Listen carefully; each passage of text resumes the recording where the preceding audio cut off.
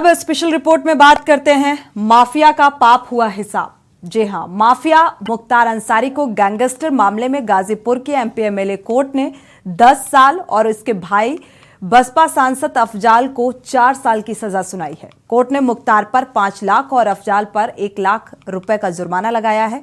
आपको बता दें कि अफजाल को कड़ी सुरक्षा के बीच गाजीपुर जेल भेज दिया गया है। मुख्तार पहले से ही बांदा जेल में बंद है और इससे पहले तक सांसद अफजाल जमानत पर था।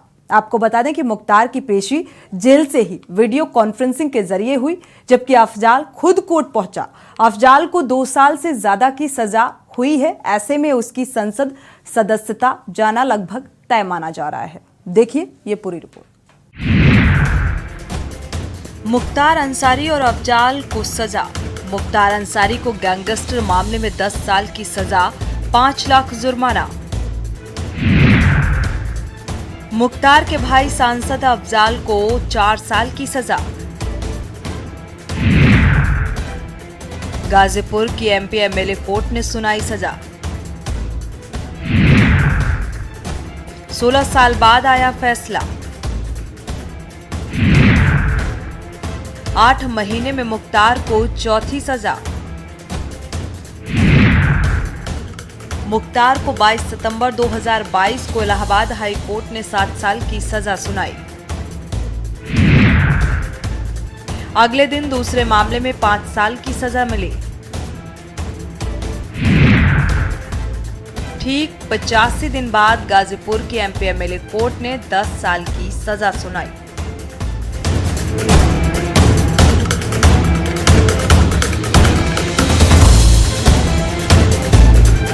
गैंगस्टर एक्ट के जिस मामले में कोर्ट ने मुख्तार अंसारी को सजा सुनाई है वो मामला 2007 का है। 2005 में कृष्णानंद राय की हत्या के 2 साल बाद 22 नवंबर 2007 को गाजीपुर की मोहम्मदाबाद पुलिस ने गैंगस्टर के तहत केस दर्ज किया था।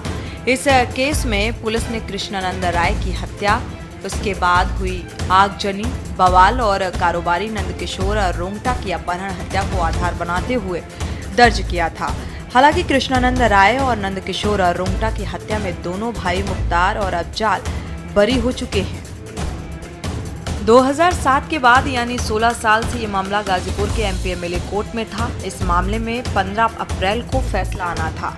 हालांकि जज के छुट्टी पर जाने से सुनवाई टल गई थी। पिछले साल 23 सितंबर 2022 को दोनों भाई पर गैंगस्टर एक्ट के तहत आरोप तय हुए थे। इसके बाद वादी पक्ष की तरफ से गवाही और बहस पूरी हो चुकी थी।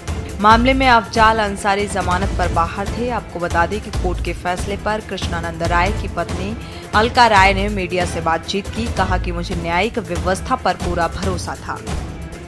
में जो न्यायालय की फैसला आएगी उसमें मुझे न्यायालय के फैसले पर विश्वास है। मैं विश्वास करती हूँ। अब इसके साथ जो हुआ है। आने वाला समय में कैसा क्या होगा वो तो मैं ही नहीं बता सकती हूँ। बाकी आने वाला समय में ये बता सकती हूँ कि गुंडा माफियाओं का राज खत्म हो गया है और खत्म हो जाएगा। कि तो जेल में रहेंगे नहीं तो ऊपर चले जाएंगे। तो है सरकारी वकील हूँ, नीरज श्रीवास्तव, एडीजीसी क्रिमिनल। और मुख्तार अंसारी और अफजाल अंसारी के विरुद्ध जो गैंगस्टर का मुकदमा था उसमें आज फैसला आना था। मुख्तार अंसारी के मामले में फैसला आया है। उनको 10 साल का कारावास और 5 लाख रुपए जुर्माना हुआ है। अफजाल अंसारी के संबंध में 2 बजे अफजाल अंसारी को बोला गया वीडियो कॉन्फ्रेंसिंग से बाहर निकल जाए। वो बाहर इसलिए कि चूंकि जिसका सुनाया जाता है, जिसका जजमेंट कराया जाता है उसी को रहना पड़ता है। वहीं पिछले दिनों अफजाल अंसारी ने कहा था कि हम पर हत्या का जो केस लगाया गया था उसमें कोर्ट बरी कर चुका है। ऐसे में गैंगस्टर एक्ट के मुकदमे का कोई आधार नहीं बनता है।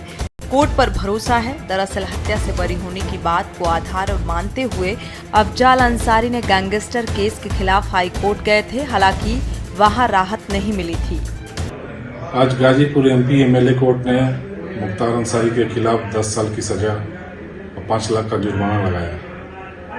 मैं कोर्ट को अपनी तरफ से और पूरे परिवार की तरफ से तहे दिल से धन्यवाद देता हूँ। साथ ही प्रदेश के मुखिया महाराज जी को भी तहे दिल से धन्यवाद देता हूँ कि उन्होंने अपने जीरो टॉलरेंस की नीति पर आज उत्तर प्रदेश को भयमुक्त बनाया है। पिछले सरकारों में ये गुंडे माफिया आतताई के रूप में काम करते थे। और इनका केवल पेशा था लोगों से धन उगाही करना। आज यही गुंडे माफियाओं का सफाया हो रहा है, या तो ये गुंडे माफिया जेल में है या आसमान में है। मैं एक बार पुनः कोर्ट को और महाराज जी को धन्यवाद देता हूँ। धन्यवाद। ठीक है। अभी कोर्ट का फैसला पूर्णतः आया नहीं है।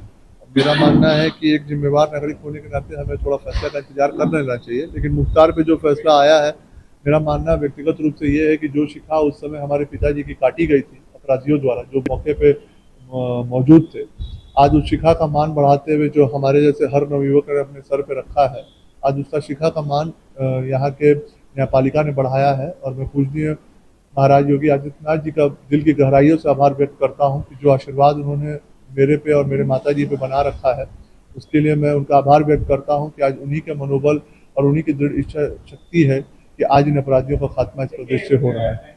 आपके पिताजी का जो मूल केस है वो लिवर कोर्ट से किस स्टेज में और क्या होगा? अभी देखिए, वो सीबीआई द्वारा वो हाई कोर्ट में अपील किया जा चुका है, वो भी अब जल्द ही हियरिंग पे आने वाला है।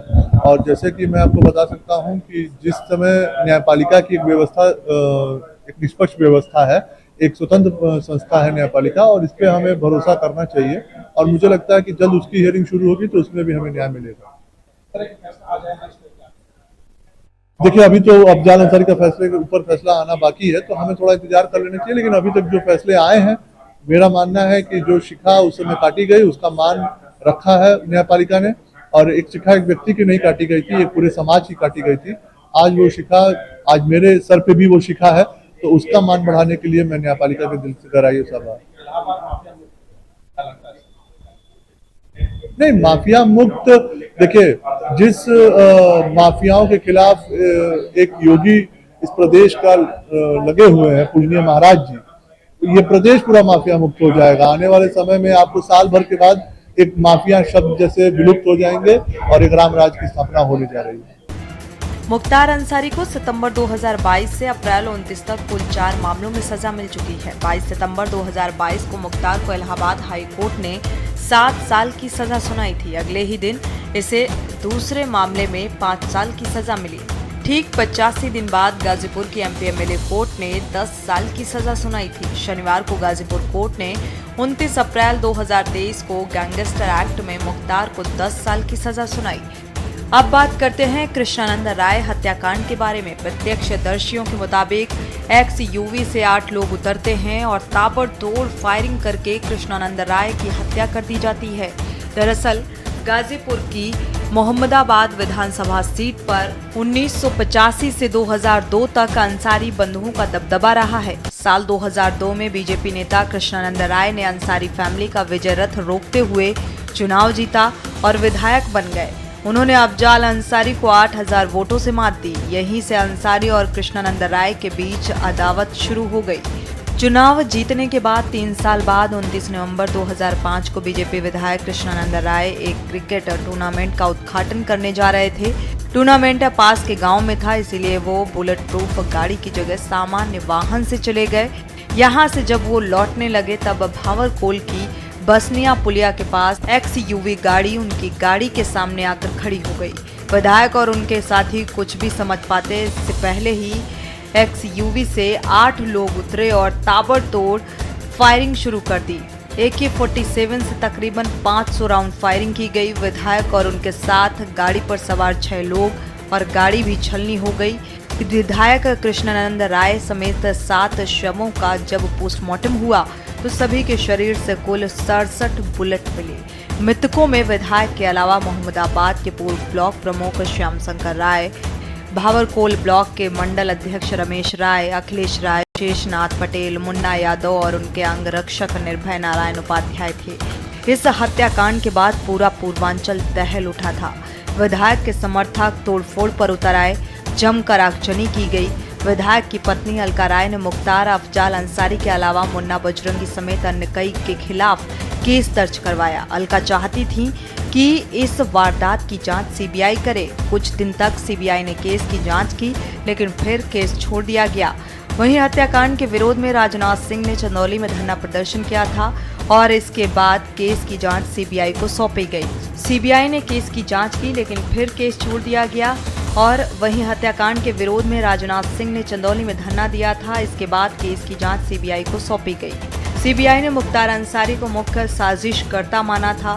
2005 में मऊ में भड़की हिंसा में नाम सामने आने पर मुख्तार ने कोर्ट में सरेंडर किया था और इस हत्याकांड के एकमात्र चश्मदीद गवाह शशिकांत राय थे। उनकी कुछ ही दिन बाद संदिग्ध हालत में मौत हो गई। मामले में जांच चली लेकिन सबूत नहीं मिले और इसके बाद कृष्णानंद राय हत्याकांड के सभी आरोपियों को बाइज्जत बरी कर दिया गया। स्पेशल डेस्क के न्यूज इंडिया।